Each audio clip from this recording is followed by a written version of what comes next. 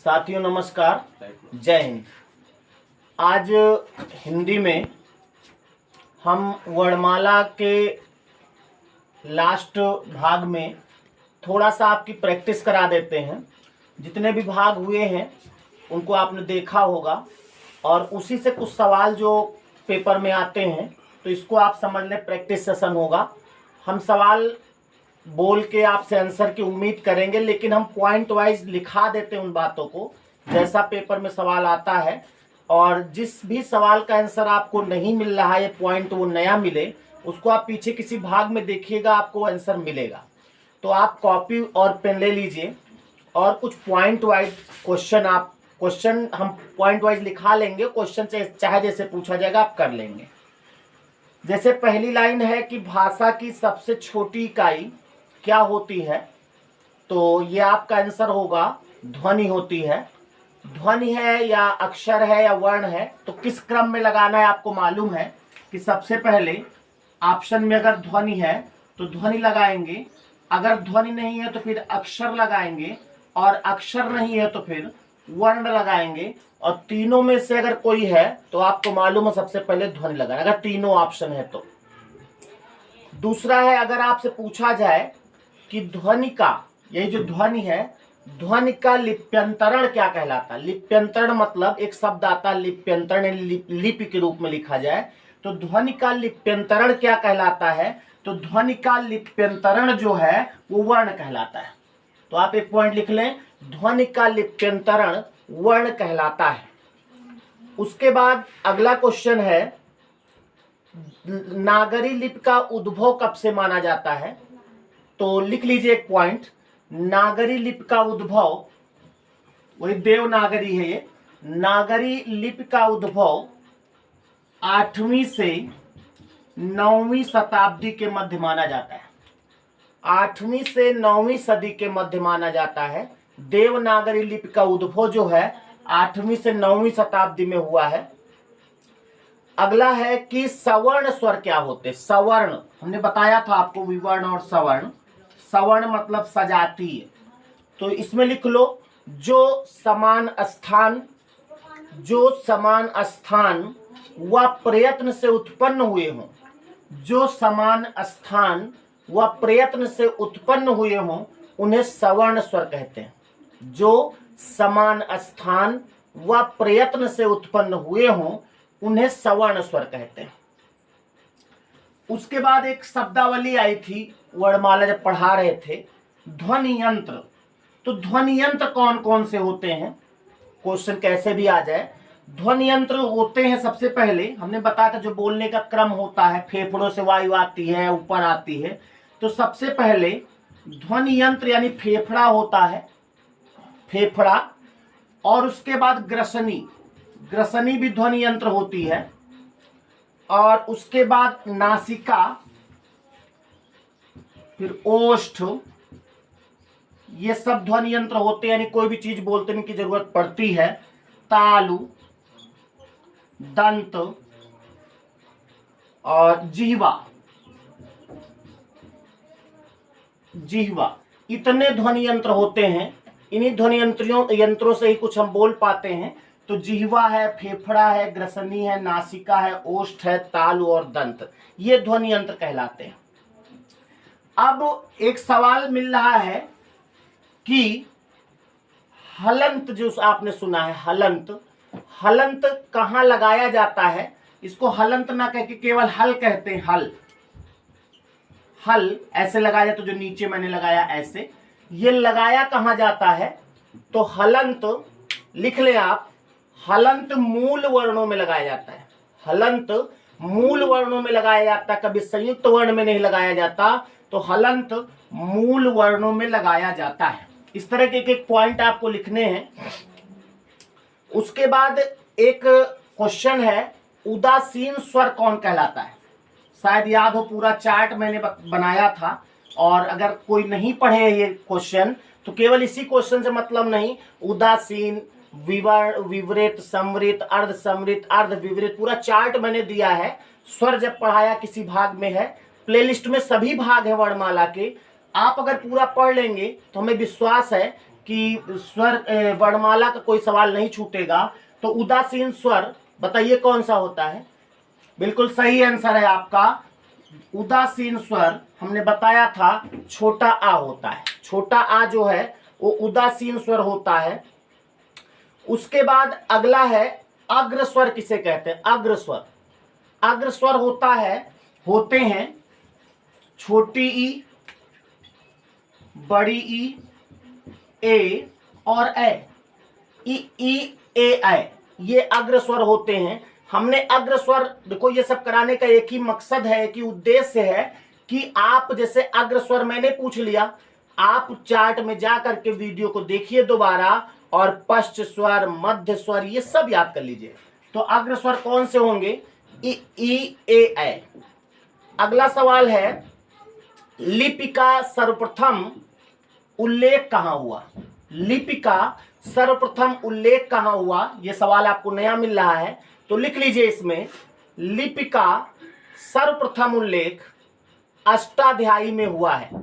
अष्टाध्यायी, आपको मालूम होगा अष्टाध्यायी क्या है? पाणिनि का व्याकरण है ये। तो सर्वप्रथम इसको पाणिनि ने लिखा है, ये भी आप लिख ले, कहीं ना कहीं जरूरत पड़ सकती है। तो लिपि का सर्वप्रथम प्रयोग अष्टाध्यायी, पाणिनि के व्याकरण अष्टाध्यायी में हुआ है। अगला सवाल है संयुक्त स्वर किसके मेल से बने होते हैं? संयुक्त स्वर याद करो, संयुक्त स्वर कौन कौन से होते हैं? ए ओ औ, 4 संयुक्त स्वर होते हैं। तो ए में क्या मिला होता है? तो संयुक्त स्वर किसके मेल से बने होते हैं ऐसा पूछ रहा है। तो आपका आंसर होगा संयुक्त स्वर, लिख लो, संयुक्त स्वर मूल स्वरों के मेल से बने होते हैं। संयुक्त स्वर मूल स्वरों के मेल से बने होते हैं। अगला क्वेश्चन है देवनागरी जो लिपि है, देवनागरी को लोकनागरी की संज्ञा किसने दी है? देवनागरी को लोकनागरी की संज्ञा किसने दी है? तो लिख लें इसमें, देवनागरी को लोकनागरी की संज्ञा विनोबा भावे ने दी है। विनोबा भावे, एक एक लाइन के सवाल है लेकिन नंबर पूरे देता है ये। देवनागरी को लोकनागरी की संज्ञा विनोबा भावे ने दी है। अगला है हिंदी वर्णमाला में, ये तो आपके लिए सरल सवाल होगा, हिंदी वर्णमाला में व्यंजनों की संख्या कितनी होती है? सभी जानते होंगे 33। हिंदी वर्णमाला में व्यंजनों की संख्या कितनी होगी? 33 होगी। अब अगर स्वरों की संख्या पूछ ले तो 11 होगी, और हिंदी वर्णमाला में वर्णों की संख्या पूछे तो 52 होगी। ये संख्या आपको याद रखिएगा। मूल स्वर पूछे तो 3 होंगे, और ह्रस्व स्वर पूछे तो 4 होंगे। मूल स्वर अ ई उ हैं, और ह्रस्व स्वर अ ई उ री, अ ई उ री, ये 4 हैं। अब ह्रस्व स्वर से याद आया कि जो ह्रस्व स्वर होते हैं उन्हें एक मात्रिक स्वर कहा जाता है। अगर आपसे पूछा जाए एक मात्रिक स्वर क्या कहलाते हैं, तो ह्रस्व कहलाते हैं। ह्रस्व जो है एक मात्रिक है, और दीर्घ स्वर जो हैं वो द्विमात्रिक होते हैं। दीर्घ स्वर क्या होते हैं? द्विमात्रिक होते हैं। और बहुमात्रिक स्वर या त्रिमात्रिक स्वर, चाहे बहुमात्रिक कहे चाहे त्रिमात्रिक कहे, वो प्लुत स्वर होता है। प्लुत स्वर आपको याद होगा, जो हमने बताया था ऐसे करके लिखा जाता है, जैसे ओम में आप लिखते हैं। तो ये बहुमात्रिक, क्योंकि 2 से ज्यादा जब होता है तो हिंदी में बहु कहा जाता है, तो बहुमात्रिक या त्रिमात्रिक कहते हैं इसको। ये तीनों पॉइंट आपको लिख लेना है। ह्रस्व स्वर एक मात्रिक, दीर्घ स्वर द्विमात्रिक, और प्लुत स्वर त्रिमात्रिक या बहुमात्रिक। उसके बाद हमने आपको उच्छिप्त व्यंजन बताए होंगे। अगर पूछा जाए उच्छिप्त व्यंजनों की संख्या कितनी है, तो केवल 2। उच्छिप्त व्यंजन कौन कौन? ड़ा और ढा। इनके और भी कुछ नाम बताए थे, वो भी देख लीजिएगा। उच्छिप्त व्यंजन के और भी नाम बताए थे कि उच्छिप्त हैं ये, और इनको द्विगुण व्यंजन भी कहते हैं, और इनको नव विकसित व्यंजन भी कहते हैं। ऐसे कई नाम इनके मिले थे। द्विगुण, या अगर द्विस्पृष्ट कहा जाए तब भी द्वि का नाम ले ले, समझ लो यही है ड़ा और ढा। तो इस तरह से ये कुछ सवाल हैं। और जो सवाल हमें मिल रहे हैं व्याकरण की दृष्टि से, था वर्ण क्या है? था व्याकरण की दृष्टि से अगर था पूछा जाए तो क्या है? अब था तो बहुत चीज है भाई। पहले तो था दंत व्यंजन है कि नहीं? था क्या है? दंत व्यंजन है। उसके बाद देखा जाए तो था जो है महाप्राण भी है। ता था है कि नहीं? महाप्राण भी है। और था देखा जाए तो अघोष भी है। अघोष है कि नहीं? क्योंकि पहला और दूसरा अघोष होता है, तो अघोष भी है। और था क्या हो सकता है ये? और किस आधार पर? हाँ, निरनुनासिक भी हो सकता है। ये सब सवाल आने का प्रचलन हो गया है। अब ये नहीं पूछते कि आप था क्या है, केवल एक बता दो। ऐसे एक एक ऑप्शन बनाते, एक ऑप्शन बनाएंगे, पूछेंगे आपसे था क्या है, ऑप्शन देंगे दंत कौमा महाप्राण कौमा अघोष कौमा निरनुनासिक। तो इस तरह सब कुछ जब आपको मालूम होगा तो लगा पाएंगे। और स्पर्श व्यंजन भी होता है कि नहीं भाई? अगर स्पर्शी देखा जाए तो का से मां तक होता है, तो उसमें भी आएगा। अगर नासिका के प्रयोग के आधार पर देखें तो दो ही प्रकार मैंने बताए हैं, अनुनासिक और निरनुनासिक। तो अनुनासिक तो अंगा इया अड़ा नामा होंगे, और निरनुनासिक जो बचे हैं वो होंगे। तो ये था निरनुनासिक होगा कि नहीं? अघोष मैंने बताया कि प्रत्येक वर्ग का पहला और दूसरा अघोष होता है, तीसरा चौथा पांचवा सघोष होता है। याद है? पहला दूसरा और देखा जाए तीनों सा, तो ये अघोष होते हैं और ये अघोष में आएगा। और दंत तो है ही है, कंठ तालव्य मूर्धन्य दंत में, ये ओष्ठ दंत में तो दंत है। और अल्प प्राण महाप्राण के अंतर्गत महाप्राण है। तो ये एक ऑप्शन बनेगा। इसी तरह दूसरे ऑप्शन में कोई एक बदल देंगे, अघोष या सघोष कर देंगे, तीसरे ऑप्शन में निरनुनासिक जगह अनुनासिक कर देंगे। इस तरह से अगर पूरा डिटेल आपको आता है तो ये एक लाइन का सवाल है, लेकिन तब आपका आंसर जाके होगा। तो आप सभी आधार पर जो मैंने व्यंजनों का वर्गीकरण किया है उसको आप देख लीजिएगा। उसके बाद अगला सवाल इसमें है कि हिंदी वर्तनी का मानकीकरण, एक पुस्तक है हिंदी वर्तनी का मानकीकरण, पुस्तक का नाम है हिंदी वर्तनी का मानकीकरण। पूछा गया है कि ये पुस्तक कब प्रकाशित की गई और किसने प्रकाशित की? तो लिख लो इस पॉइंट को, हिंदी वर्तनी का मानकीकरण शीर्षक पुस्तिका 1967 में, 1967 लिख दिया ने, तो कुछ लोग 1967 कहेंगे। हिंदी पढ़ रहे हैं तो 1967 ही होगा, ये 1967 नहीं हो सकता। ठीक है? तो 1967 में, अब प्रकाशित जो करे शिक्षा मंत्रालय द्वारा प्रकाशित की गई है। 1967 में शिक्षा मंत्रालय द्वारा प्रकाशित की गई, यानी हिंदी वर्तनी का मानकीकरण नामक पुस्तक शीर्षक से जो पुस्तक आई है 1967 में शिक्षा मंत्रालय द्वारा प्रकाशित की गई। अगला क्वेश्चन है, भारतीय अंकों का अंतरराष्ट्रीय स्वरूप संविधान के किस अनुच्छेद में अंतर्निहित है? पॉइंट लिखो एक, भारतीय अंकों का अंतरराष्ट्रीय स्वरूप संविधान के किस अनुच्छेद में अंतर्निहित है? संविधान के किस अनुच्छेद में अंतर्निहित है?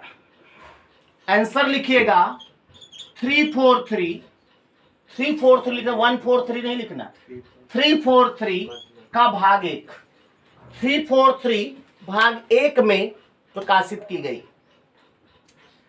उसके बाद अगला सवाल इसमें है कि ज्यादातर आप कर लेंगे आप, एक नाम सुना होगा 12 खड़ी, बहुत बचपन में, हालांकि जब आप लोग कक्षा 1-2 में कोई पढ़ाई नहीं होगा, प्राइमरी स्कूल का जो प्रोडक्ट होगा, जैसे मैं हूं शुद्ध प्राइमरी स्कूल का प्रोडक्ट हूं, वाले स्कूल के